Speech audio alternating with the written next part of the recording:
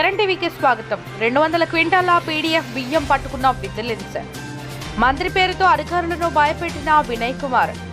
మెదక్ జిల్లా అల్లాదుర్గం మండలం గడిపెద్దాపూర్ రైస్ మిల్లుపై మెరుపు దాడులు చేసిన విజిలెన్స్ ఆఫీసర్స్. అక్రమ బియ్యం రవాణాకు కేరాఫ్గా మారిన యూత్ కాంగ్రెస్ లీడర్. మంత్రి పేరు చెప్పడంతో మిల్లుపై కేసు చేయడానికి వెనకడుగు వేసిన అధికారుల బృందం.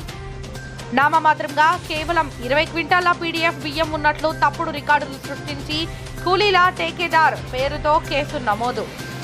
అధికార పార్టీ ముసుగులో ఈ యూత్ కాంగ్రెస్ నేత మైనింగ్ మాఫియా కూడా నడిపిస్తూ చట్టాన్ని చుట్టంగా మార్చుకున్నట్లు స్థానికులు ఆరోపిస్తున్నారు. అటు వచ్చిన వారిపై మెరుపు దాడులకు దిగుతూ గూండాగిరిని పెంచి పోషిస్తున్న సదరు లీడర్. ఆందోళన నియోజకవర్గంలో చట్ట వ్యతిరేక కార్యక్రమాలకు ఇతగాడే కేంద్ర బిందువుగా మారి సామాన్య ప్రజలకు కొరకరాన్ని కొయ్యగా మారిండు.